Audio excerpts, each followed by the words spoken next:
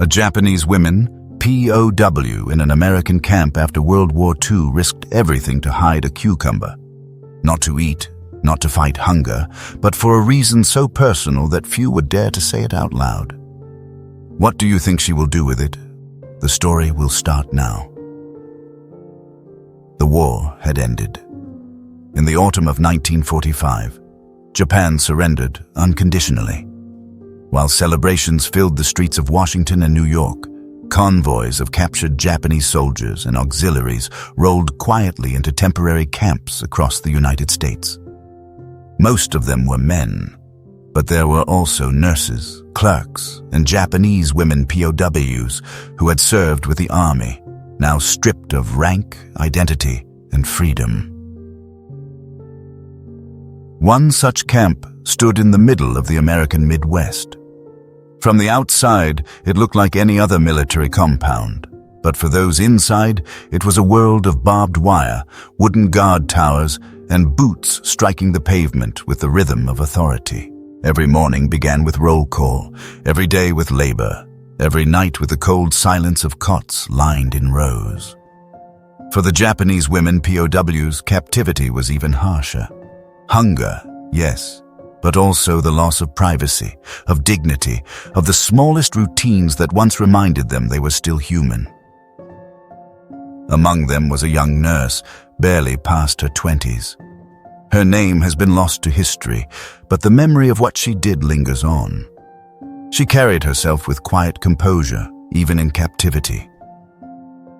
Yet, beneath that calm surface lived a loneliness so deep it would soon drive her to an act no one could forget.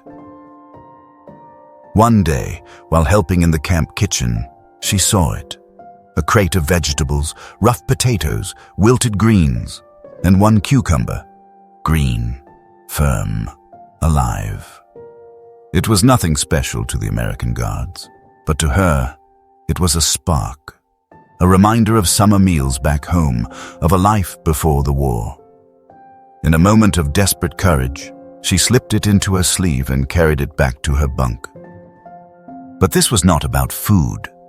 One cucumber could never satisfy hunger in a camp where everyone starved. She hid it for another reason. A private reason, a deeply human reason. Something so intimate that when her fellow Japanese women POWs realized the truth, they were stunned into silence. Some called it selfish, others pitied her. And yet, a few understood. She was not clinging to a vegetable, but to a fragment of her own humanity. From that moment, the cucumber was no longer just a cucumber. It was a secret, a dangerous one. If the guards discovered it, the punishment would be brutal. Beatings, solitary confinement, maybe worse.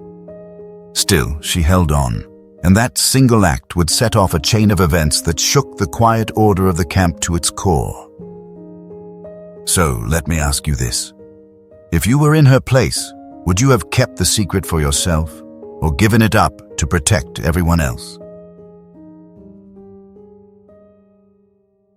Her real name was lost in the records, but among her fellow captives, she was remembered simply as Keiko. She had once been a nurse with the Japanese army, serving on the battlefields of the Pacific.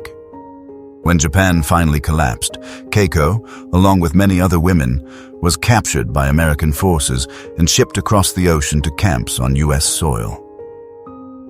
What set Keiko apart wasn't her appearance. In the camp, everyone looked worn down, gaunt, stripped of color. What marked her was a strange calm. While other Japanese women POWs wept or broke down in despair, Keiko often kept her face steady, even comforting others when they faltered. That composure drew some toward her for advice or simply to share their grief. Yet it also bred suspicion.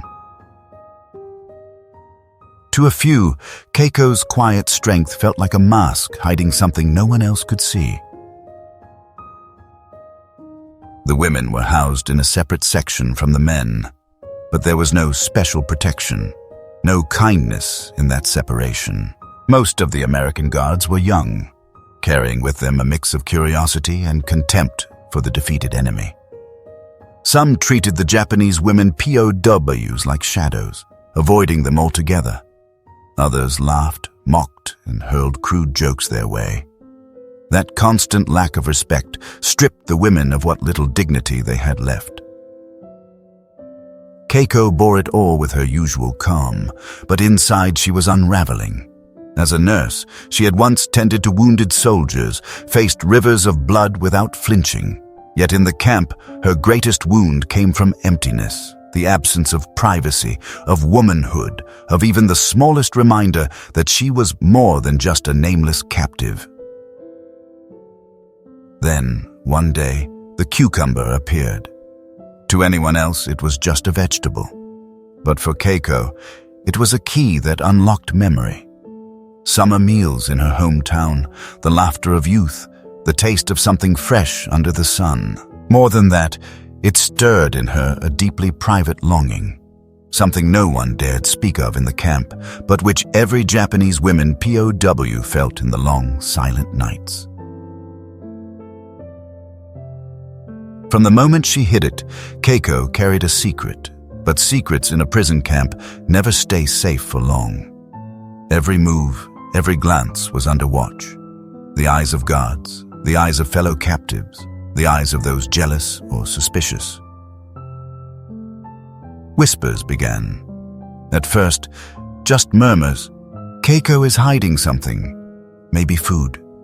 But in a place where even a crumb of bread could spark a fight, the idea that someone might be keeping something for themselves quickly became poison. Some women were furious. We're all starving, and she keeps something for herself. Others stayed silent, their eyes soft with pity, perhaps even shame, knowing that they too had once longed for something small, something of their own, to cling to. And from those whispers, tension grew. Keiko, who had faced death on the battlefield without fear, was now about to face a different kind of danger.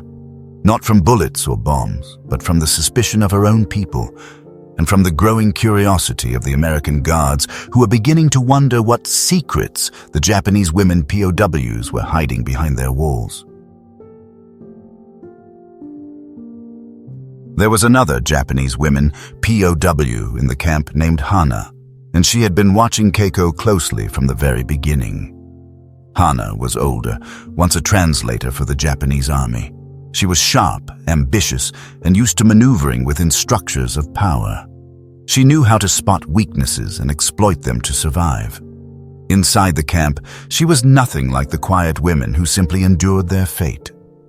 Hana made herself useful to the guards, forcing smiles when ordered around, even volunteering to translate instructions for those who didn't understand English. It spared her the harshest punishments, but it also earned her suspicion and distance from the others.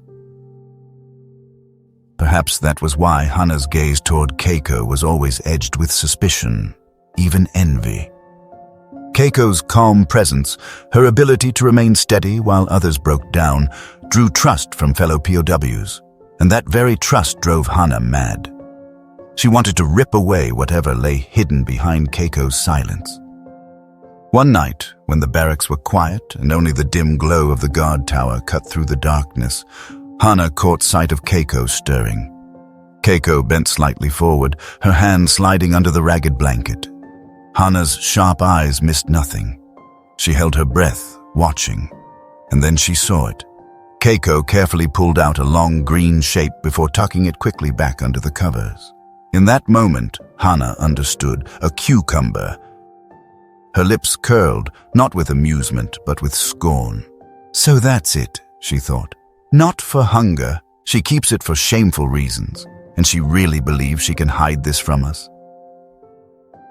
From that night on, Hana began whispering. At first, just quiet hints. Do you know Keiko is hiding something?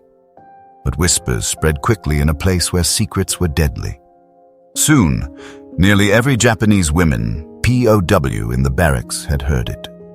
No one confronted Keiko directly, but whenever she walked by, eyes followed. Some curious, some contemptuous, some pitying. The weight pressed down on her.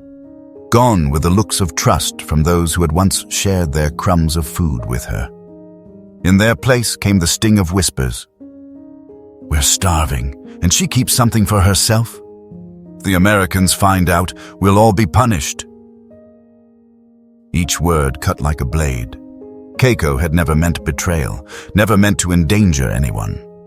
She only wanted to keep a small fragment for herself, a reminder that she was still a woman, still human.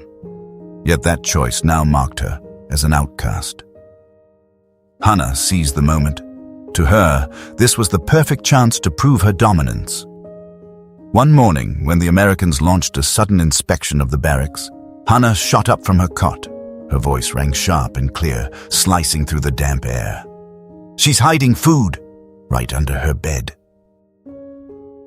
The room froze. All eyes swung toward Keiko. Her heart stopped.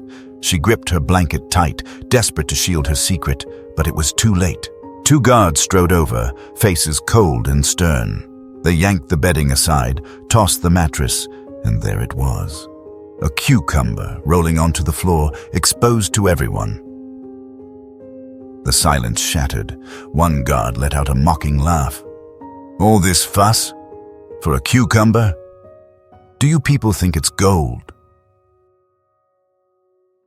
But for the Japanese women POWs, that laugh was a knife, severing the last thread of dignity they clung to.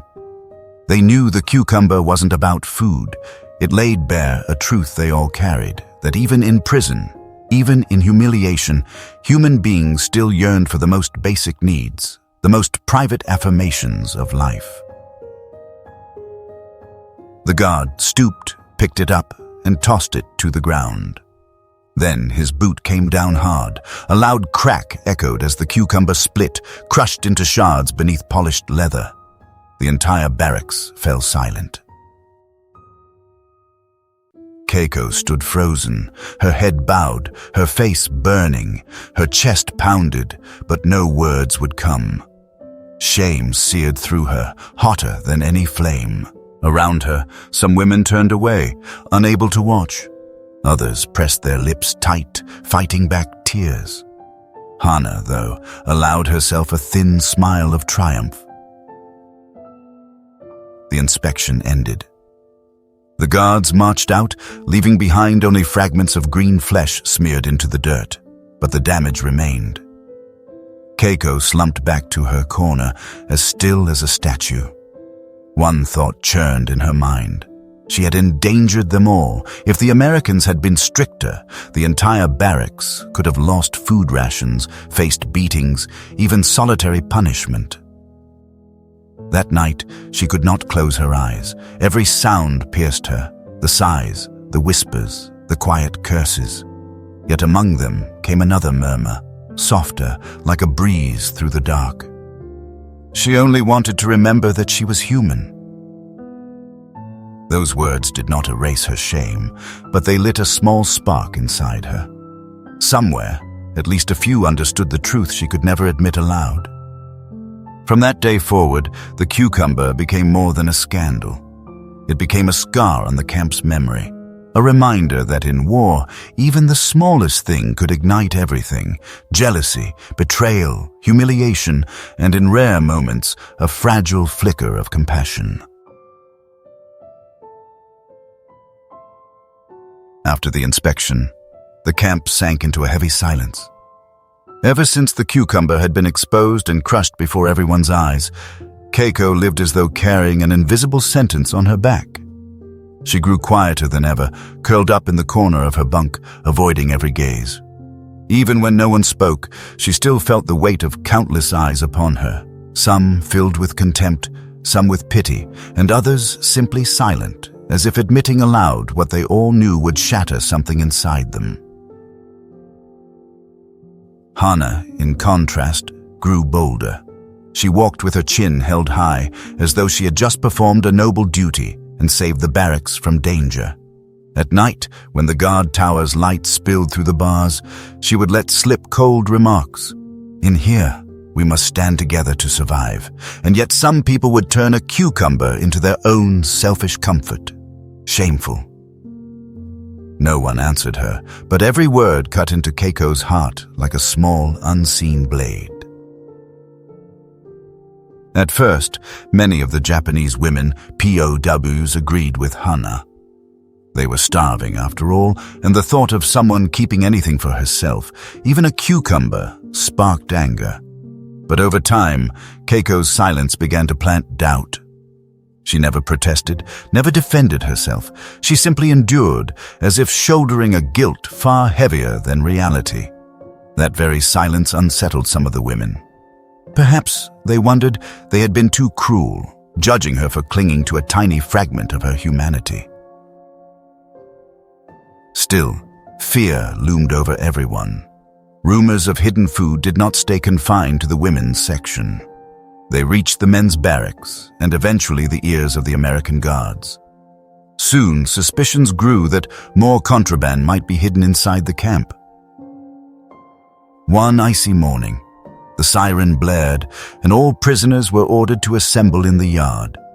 Their breath turned white in the frigid air, and the thunder of American boots on concrete sounded like a funeral drum. "Search every barrack," an officer barked, his voice sharp and final. The yard fell silent. Pale faces, trembling eyes. Everyone knew if anything else was found, entire groups could lose rations, suffer beatings, even be locked in solitary. Hana stood off to the side, lips pressed tight, but her eyes gleamed with satisfaction. At last, she thought, Keiko would truly pay. And then, it happened.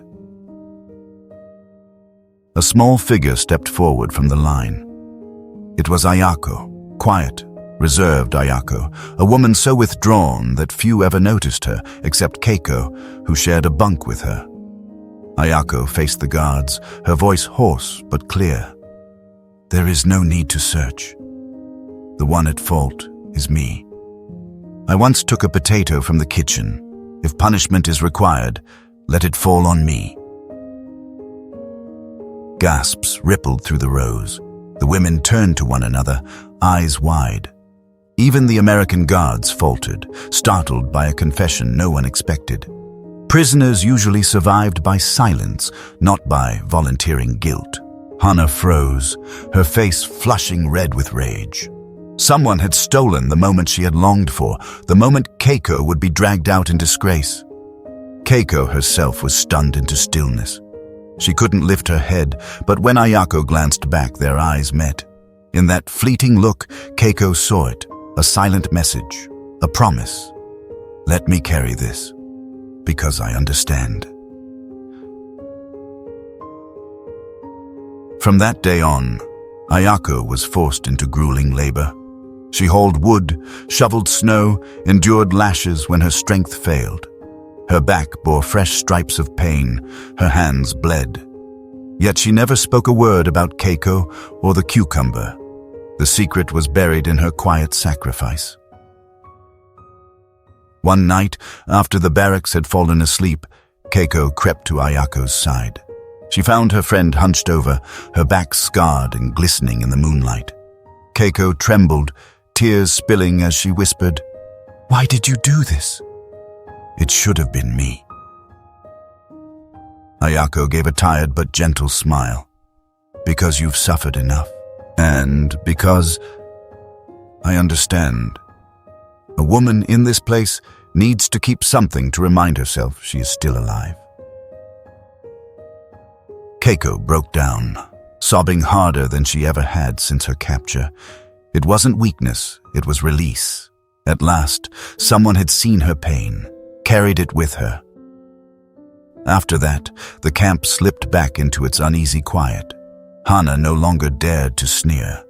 Ayako had stripped away her power to condemn Keiko. The others stopped whispering. They chose silence, not the silence of judgment, but of compassion, maybe even respect. The cucumber, once a source of shame, transformed into something else. It was no longer just a vegetable. It became a strange symbol of longing, of loneliness, and of the compassion that can still bloom even in hell.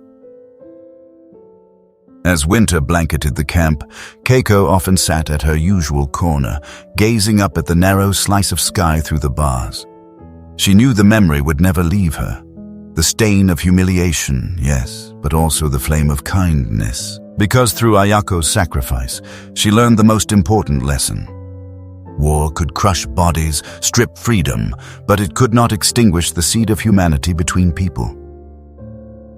And that was what kept her alive, waiting for the day she would walk free, and someday quietly tell the unbelievable story of how a single cucumber once shook an entire camp.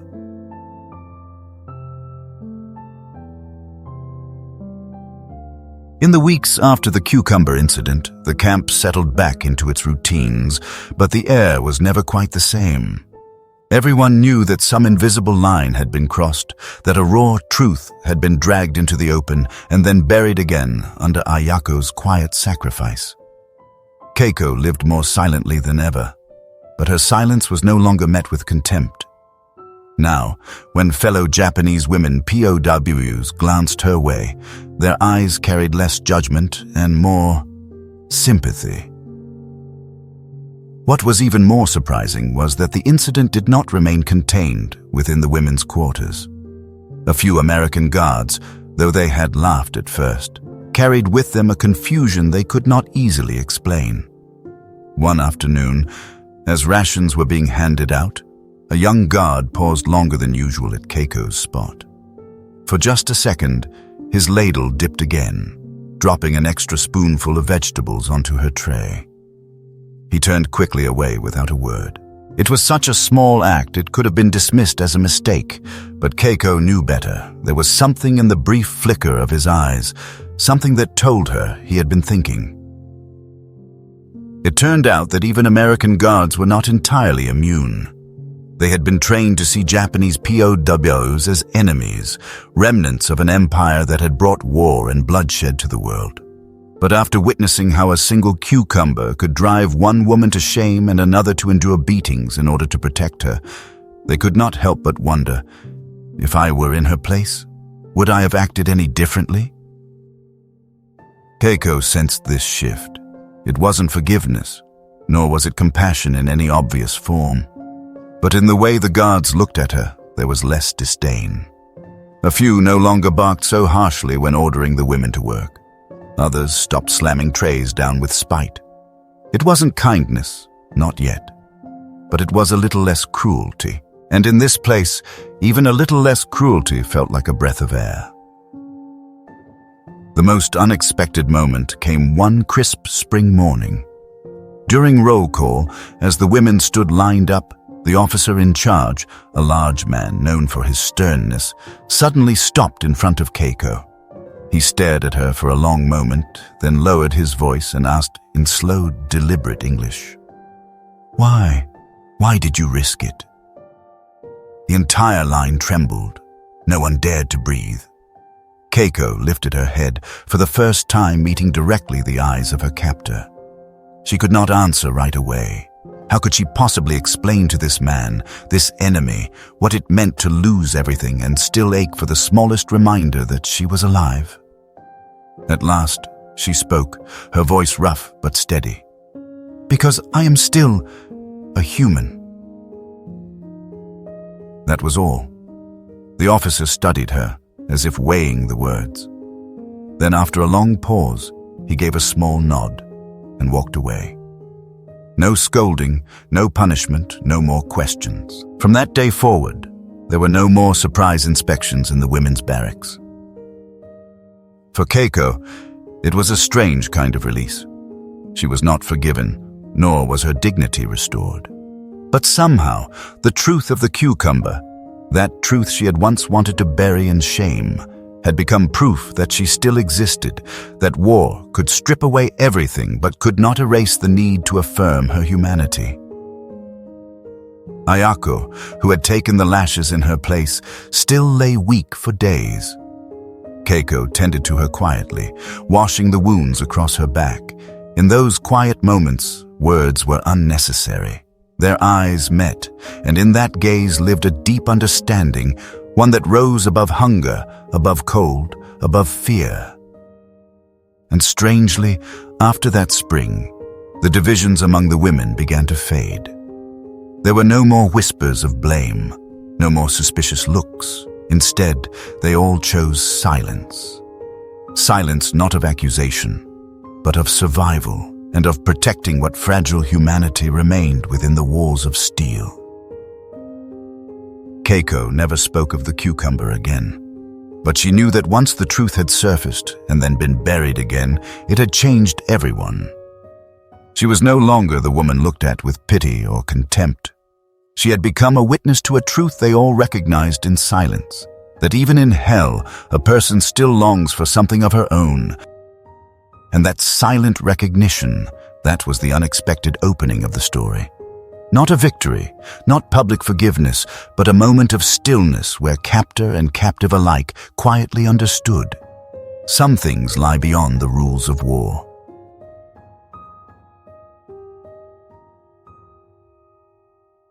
By the summer of 1946, the iron gates of the camp finally began to creak open. Japan had surrendered nearly a year earlier, and now the U.S. authorities were slowly dissolving the POW camps, preparing to send survivors back home. The news spread through the compound like a sudden wind, filling hearts with hope, yet leaving behind a strange, restless unease. Keiko sat quietly in the corner of the yard, watching as canvas-covered trucks pulled up at the gate. Groups of prisoners were called by name, climbing aboard in silence as the chains on their boots rattled against the steps.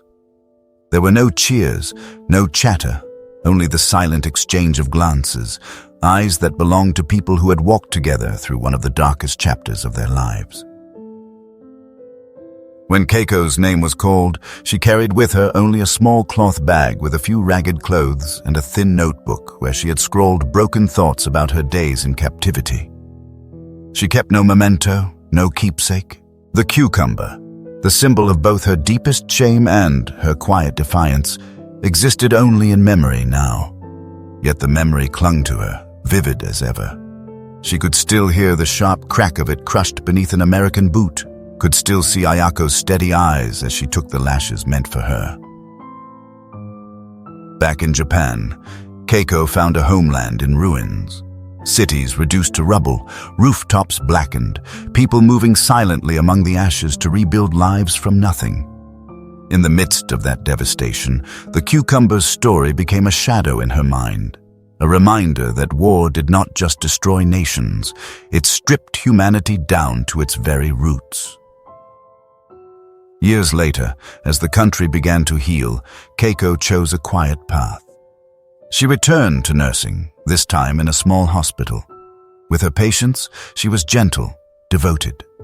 But inside, she carried an emptiness that no duty could fill. At times, alone in a quiet ward, she would catch her own reflection in the glass and be reminded of those nights in the camp.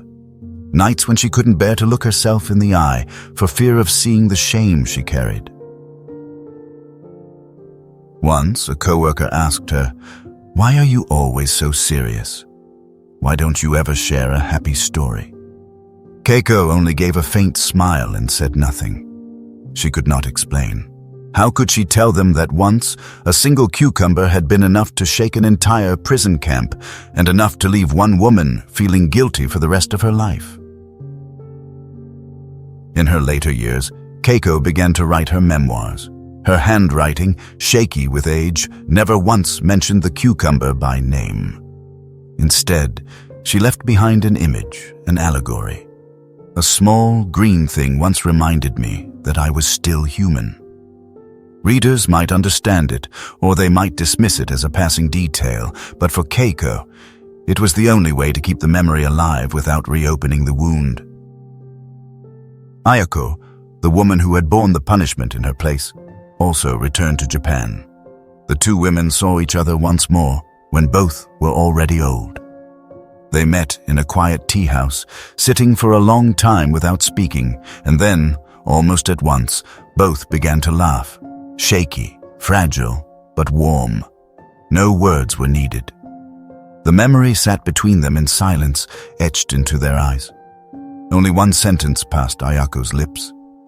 "If not for that day, we might not be alive now. Keiko nodded. She knew it was true. Because Ayako's sacrifice had reminded her that even in humiliation, kindness still existed, and that alone was enough to keep her faith from crumbling.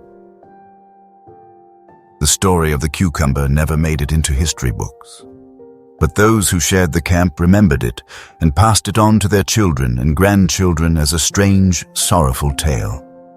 It carried with it both bitter laughter and long silences, because in its strangeness lay a truth, that war does not only kill with bombs and bullets. It turns the simplest human needs into taboos, and the most private parts of our humanity into shame. Keiko passed away at the age of 83, quietly in her sleep. On her desk, her family found the old notebook. On its last page, in her trembling hand, she had written only one line: "I am not ashamed that I once held on to a fragment of my humanity, even if it was as small as a cucumber." It was a simple ending, but haunting. A final note to close a story that few would ever believe, unless it came from the voice of the woman who had lived it.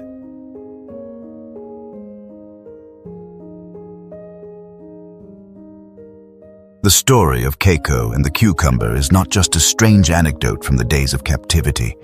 It is a mirror, one that reflects the deepest truths of war and the fragile human condition. Because in the end, war is not only measured by the number of bombs dropped, the cities burned, or the lives lost. It is also measured by what it takes away from each individual soul: privacy, dignity, and even those quiet human needs we seldom dare to name. Hearing this story, people react differently. Some say Keiko was selfish, risking the safety of the whole barrack for something personal. Others see in her action a kind of courage, the defiance of insisting she was still human, even when everything around her screamed that she was nothing but a prisoner. This divide in opinion is what keeps the story alive. It does not hand us one simple answer, but forces us to look into ourselves. A cucumber, so ordinary, so cheap in everyday life, suddenly became a symbol. A symbol of weakness, of shame, yes, but also a symbol of longing, of dignity.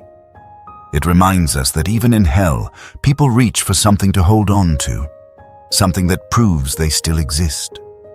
Hana, with her betrayal, represents the darker side of humanity.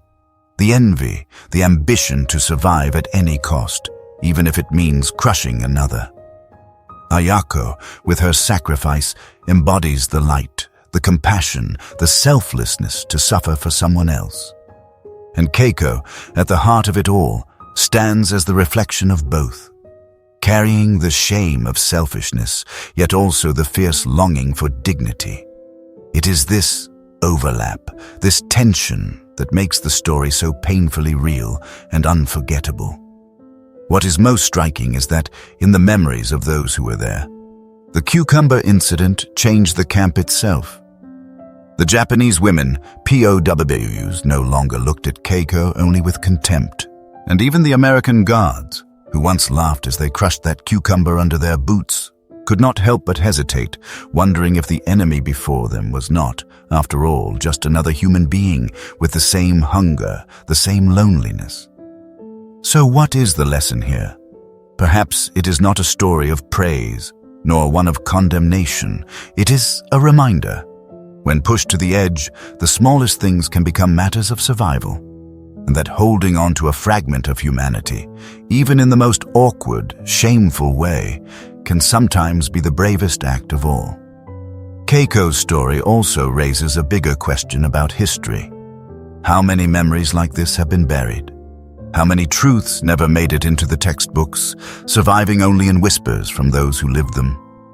If we do not retell them, they vanish, and with them, the lessons about our shared humanity in times of war. So let me ask you, if you were Keiko, stripped of everything, would you have dared to hold on to something so small, so personal?